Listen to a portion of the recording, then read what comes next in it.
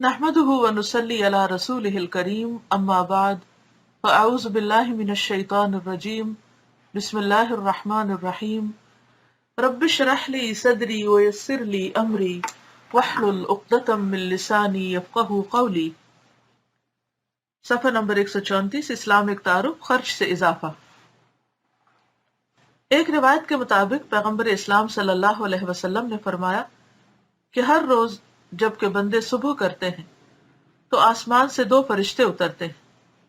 ان دونوں میں سے ایک کہتا ہے کہ اے اللہ، خرچ کرنے والے کو اس کا بدل دے، اور دوسرا فرشتہ کہتا ہے کہ اے اللہ، مال روکنے والے کا مال ضائع کر دے۔ ما من یوم یصبح العباد فیہ الا ملکان ینزلان فیقول احدہما اللہم اعط منفقا خلفا ویقول الآخر اللہم اعط ممسکا تلفا۔ فتح الباری، تیسرا والیوم، صفحہ 357۔ اس حدیث میں دراصل فطرت کا وہ نظام بتایا گیا ہے جس کے مطابق خدا نے اس دنیا کو بنایا ہے۔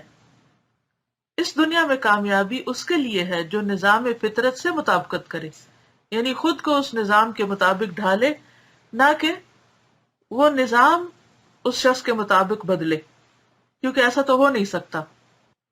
تو اس دنیا میں کامیابی اس کے لیے ہے جو نظام فطرت سے مطابقت کرے، نہیں جو اللہ کا بنایا ہوا نظام ہے۔ جو اس فطری نظام سے مطابقت کے لیے تیار نہ ہو، اس کے لیے اس دنیا میں ناکامی کے سوا اور کچھ نہیں۔ خدا کا بنایا ہوا وہ فطری نقشہ یہ ہے، یعنی کس چیز کی اسے پابندی کرنی ہوگی، کہ اس دنیا میں جو آدمی اپنے کمائے ہوئے مال کو ذاتی ملکیت نہ سمجھ لے، بلکہ اس میں سے دوسروں کو بھی دے تاکہ وہ بھی اپنی ضرورت پوری کر سکیں، ایسے افراد والا سماج خوب فروغ پائے گا۔ اس کے اندر مثبت قدریں ہر طرف پھیلیں گی، یعنی مثبت سوچ ہوگی، مثبت رویے ہوں گے، معاملات اچھے ہوں گے۔ ایسے لوگوں کے ذریعے جو سماج بنے گا وہ گویا ایک ہرا بھرا باغ ہوگا۔ وہاں کے انسانوں میں پھول کی مہک اور پھل کی مٹھاس ہوگی۔ اس طرح کے سماج میں ہر ایک کو اس کا حصہ مل رہا ہوگا۔ وہاں دینے والے کو بھی اس کا دیا ہوا مختلف صورتوں میں اس کی طرف لوٹ رہا ہوگا، کبھی براہ راست انداز میں اور کبھی بالواسطہ انداز میں، یعنی کبھی ڈائریکٹلی کہ انسان نے جس کو دیا وہی واپس لوٹا دے، اور کبھی کسی اور کے ذریعے۔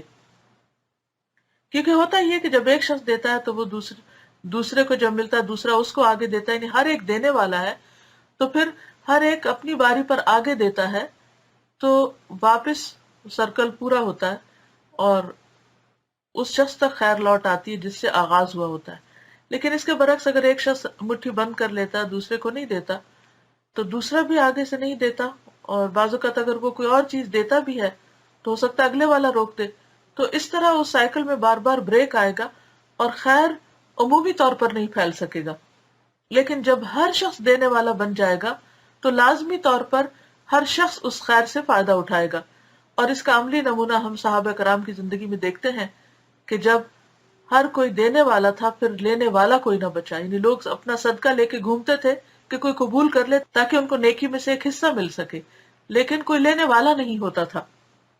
پھر لکھتے ہیں کہ اس کے برعکس معاملہ اس سماج کا ہے جہاں ہر مال والا اپنے مال کو خود اپنے ہی پاس روک کر رکھے۔ ایسے سماج میں لوگ ایک دوسرے سے بے تعلق ہوں گے، یعنی کوئی کنیکشن ہی نہیں ہوگی، کوئی بونڈنگ ہی نہیں ہوگی۔ وہاں کا حال یہ ہوگا کہ جس کو نہیں ملا ہے وہ اس پر حسد کرے گا جس کو ملا ہوا ہے۔ وہاں ہر مال والا صرف اپنی ذات کے دائرے میں جی رہا ہوگا، یعنی خود ہی کمائے، خود ہی کھائے، خود ہی اپنی ضروریات پوری کرے، اور اپنے سوا کسی اور کی فکر نہ ہو۔ سماج کا مجموعی اعتماد اس کو حاصل نہ ہوگا، یعنی ایک اجتماعی روح نہیں ہوگی، انسانی ہمدردی نہیں ہوگی اس معاشرے میں۔ اس کا نتیجہ یہ ہوگا کہ ایسا سماج کانٹوں سے بھری ہوئی جھاڑی کی مانند بن جائے گا، یعنی ہر شخص دوسرے کو دکھ دینے والا۔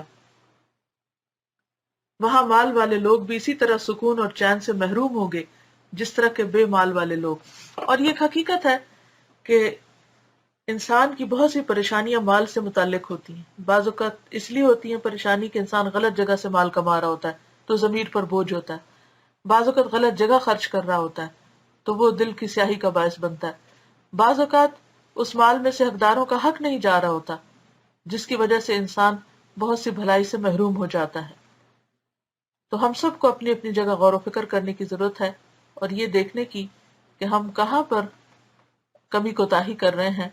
لہٰذا آج کے لیے ہوم ورک یہ ہے کہ آپ سب اپنی اپنی چیزوں کا جائزہ لیں اور دیکھیں کہ کون سی ایسی چیزیں ہیں جو ابھی تک آپ نے استعمال بھی نہیں کی اور آئندہ استعمال کرنے کا کوئی موقع بھی نظر نہیں آتا، تو ایسی چیزوں کو اپنے تک روک رکھنے کی بجائے ان تک پہنچائیں جو اسے واقعی استعمال کر سکیں اور فائدہ اٹھا سکیں۔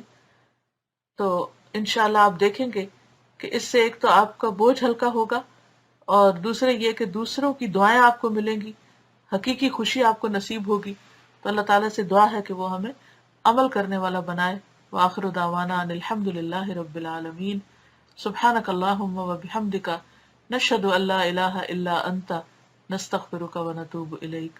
السلام علیکم ورحمۃ اللہ وبرکاتہ۔